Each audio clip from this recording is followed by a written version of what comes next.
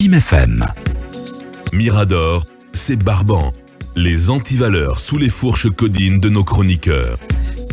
Kumba, talibé à présent, on s'intéresse au tribunal ad hoc des poursuites annoncées contre plusieurs anciens dignitaires du régime Alpha Condé. Oui, il s'agit notamment des anciens ministres Mohamed Lamine Fofana et Mori Doumbouya, ancien ministre donc de la justice. Ensuite, l'ancien ministre du budget Ismaël Diobaté et l'ancien ministre des Finances Mamadi Kamara. Alors, c'est un communiqué d'abord du parquet général qui informe l'opinion de l'injonction qui lui est faite de poursuivre un certain nombre de personnes.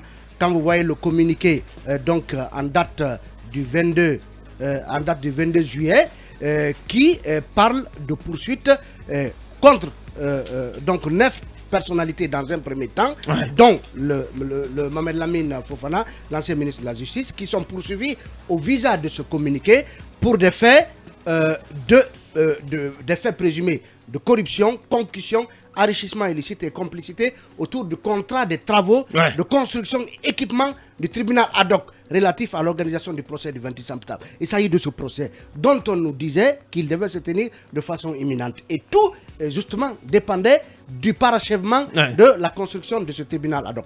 Donc, le parquet, à travers ce communiqué donc, du 22 juillet, cite 9 personnes, dont l'ancien ministre de la Justice. De la Justice, Mohamed Lamine Fofana. Dans un premier temps. Alors, quand on met ce communiqué en corrélation avec la lettre publiée hier dans la presse du ministre de la Justice, de garde des Sceaux, Charles White, qui donc cite en objet injonction aux fins de poursuite judiciaire pour les faits présumés de détournement de deniers publics, corruption et complicité. Donc quand vous prenez le communiqué, il y a un fait dans le communiqué, le fait de concussion qui n'est pas cité dans la lettre du ministre. Donc ce communiqué, comme je l'ai dit, concerne d'abord l'ancien ministre de la Justice et 8 autres personnes. Donc, alors, dont des personnes morales. Des sociétés. Donc, le procureur rappelle que le contrat, dans sa totalité, fait un montant de 53 milliards 560 millions 799 900 francs. Donc, plus de 53 milliards. Un contrat, dit-il, passé de gré à gré, déjà dans ce communiqué. Et ensuite, on parle finalement d'une avance de démarrage faite à l'entreprise, donc Lascar Multiservice, une avance de plus de 26 milliards faite donc à cette société. Ce dont il est question, Abouakar, il s'agit d'un montant total de si on fait la paiements successifs de 36 milliards en plusieurs paiements, en 4 paiements successifs. Le premier paiement en date donc du 6 mai 2020 porte sur 5 milliards.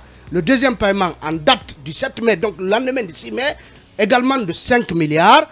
Mais le troisième paiement... Tous des paiements en faveur de la société Lascar ou une autre société? Il est dit que dans le cadre d'achat de fournitures et équipements pour les gardes pénitentiaires, il a été porté à notre connaissance des paiements en faveur de l'entreprise. Donc, mais cette fois-ci, de l'entreprise MAF Système Sécurité. Donc, si l'avance de 26 milliards et quelques a été, l'avance de démarrage a été payée à l'entreprise à l'entreprise Lascar Multiservice, ces autres paiements, ces 3 paiements que je viens de citer, soit 5 milliards pour une première fois, 5 milliards une deuxième fois, 7 milliards une deuxième fois, donc à l'entreprise MAF Système Sécurité, il y a un 4e paiement. Et les 3 autres ministres, et finalement les 4 ministres, sont surtout concernés par ce 4e paiement en date du 8 septembre 2020.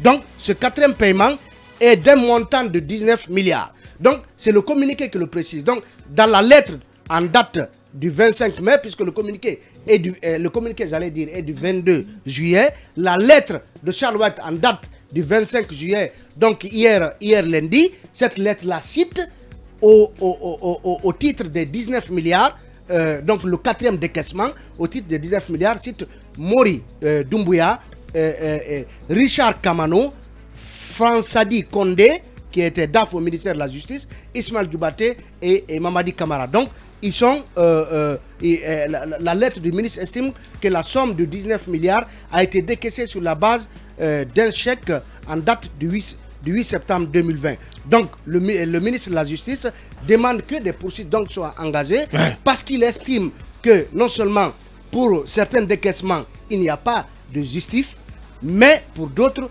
les règles de passation de marché n'ont pas été respectées par rapport donc à ces différents marchés. Aboubacar, moi je me pose, je ne sais pas si c'est une erreur, parce que vous savez que j'aime quand ça cligne dans les papiers, parce que j'aime, en tout cas il y a une phrase qui dit, ce montant donc de 19 milliards qui concerne les 4 ministres entre autres, que ce montant aurait été payé dans le cadre d'équipements balistiques et autres matériels de sécurité au compte de l'organisation du procès des événements du 28 septembre, suivant avis de crédit en date du 10 juillet 2022. Le 10 juillet, c'est déjà ce mois.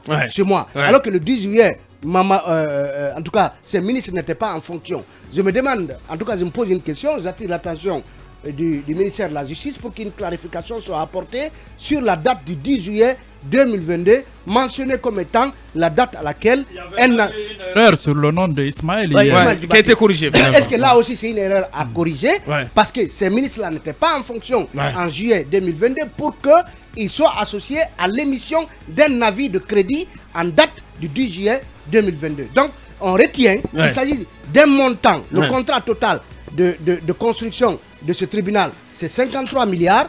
Aujourd'hui, il s'agit à la base d'un contrat de gré à gré. De gré à gré. De gré à gré. Et avec à la clé une avance de démarrage de plus de 36 milliards. Non, une avance de démarrage de 23 milliards payée à l'entreprise Lascar.